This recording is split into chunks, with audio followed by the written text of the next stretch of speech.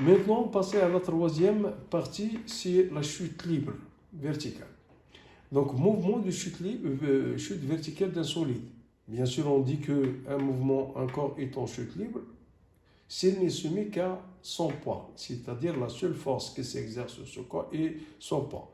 Mais elle est partagée en deux parties, donc on va voir la force exercée sur le solide dans un fluide, et on va définir c'est quoi un fluide, et on va étudier le cas de solide dans un fluide, chute d'un solide dans un fluide. La notion de fluide regroupe tous les corps qui sont caractérisés par une certaine fluidité, c'est-à-dire une souplesse, c'est-à-dire par leur capacité de changer sa forme sous l'effet d'une faible force. C'est le cas par exemple des liquides et des gaz qui sont compressibles. Donc ils peuvent changer de forme sous l'effet d'une faible force. Et ça, ce qu'on appelle fluide. Un fluide, il peut être un liquide, il peut être un gaz, c'est-à-dire qu'elle présente une certaine fluidité. Donc, soit un solide S au mouvement de chute verticale dans un fluide. Donc on a le solide qui est soit émergé, soit totalement émergé, soit partiellement émergé. Donc, on va faire l'étude de ce système, du système S qui est dans un fluide. Et en choisissant un repère, c'est l'axe Z. Passons maintenant au système étudié et le solide S. Donc, il faut faire l'inventaire des forces. Quelles sont les forces qui sont exercées sur ce corps S? Donc, il est soumis à son poids avec P est égal à mg, ou bien on peut l'exprimer en fonction de la masse volumique est égal à ρ S fois Vs fois G avec ρ, masse volumique de solide. Il est soumis encore à la poussée de fluide. Le corps totalement ou partiellement émergé dans un fluide subit une force Fa. Donc les caractéristiques de cette force, de direction verticale passant par G, donc de même que la direction du poids, et de sens de bas vers le haut, c'est une force de poussée de fluide, l'intensité égale au poids du fluide déplacé. Donc Fa est égal à ρ du fluide multiplié par le volume déplacé, le volume déplacé du fluide multiplié par G avec Pf, c'est la masse volumique de ρ, c'est la masse volumique du fluide. V, c'est le volume du fluide déplacé ou le volume de la partie émergée de solide. Donc il faut faire attention pour le corps. Donc est-ce qu'il est partiellement? Donc il est partiellement sur le volume de la partie émergée, et que cette force il est appliquée au centre de gravité de cette partie qui est émergée, ou bien s'il est totalement émergé, ça veut dire que pour déterminer le volume, c'est le volume déplacé. Vous avez, avant l'introduction de votre corps, vous avez un volume, et vers la fin, vous avez un volume initial et vous avez un volume final. Donc le volume déplacé, c'est la différence entre le volume final et le volume initial.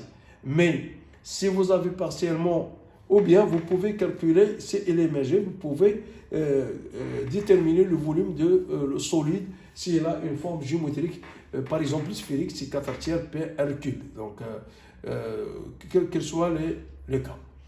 Donc, et vous avez la force de frottement. Donc, la force de frottement, c'est qui est liée au fluide. Donc, soit un corps solide de vitesse Vg, ce fluide exerce une force de frottement sur le solide de la forme. Donc, ça dépend de la viscosité de ce fluide. Donc, cette force F est donnée, F est égale à KVN, et ou bien F est égal à moins KVG. Donc, elle est vectoriellement parce qu'il est de même sens que la poussée et de sens opposé de poids. K dépend de la forme, la taille du solide et la nature du fluide. Si la vitesse est faible, N est égal à 1. Donc, F est égal à KVG avec N est égal à 1, donc est égal à KVG. Si la vitesse est grande, N est égal à 2, donc F est égal à KV carré V carré 2. Donc ici, si la vitesse est faible, donc F est égal à KVG. Et si la vitesse est grande, F est égal à KV carré V carré G. Donc maintenant, on va étudier l'étude de la chute libre verticale dans le fluide. donc l'étude théorique, donc on va essayer d'appliquer la deuxième loi de Newton. Donc sigma des forces extérieures est égal à MHG. Donc vous avez le poids, vous avez la force de frottement et vous avez la force de la poussée d'Archimède est égal à MHG. On projette sur l'axe OZ, donc P moins, suivant l'axe OK, P moins FA est égal à MHG, est égal à MG moins KVG à la puissance N, moins ρ F fois V fois G, est égal à M dV sur dt. Donc, on isole, on va enlever dV sur dt, est égal à G moins ρ F fois V fois G, moins K sur M fois V.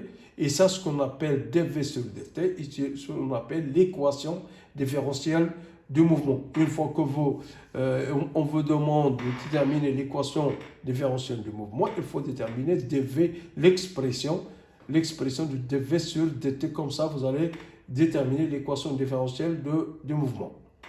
Donc, cette équation différentielle peut s'écrire sous la forme dV sur dt est égal à A moins B fois V à la puissance N, avec A est égal à G facteur de 1 moins ρ un fluide fois V sur M, et B est égal à K sur M.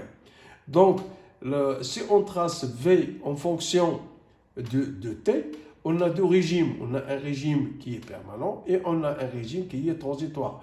Dans lequel le régime permanent, on a la vitesse, elle est constante. Donc, on peut faire une projection sur V, ce qui permet de déterminer la vitesse limite. La vitesse limite. Et dans ce régime, que la vitesse, elle est constante. Ça veut dire que on a v est égal à VL, limite est égal à constante, équivalent que dV sur dt est égal à 0, c'est-à-dire comme une tangente.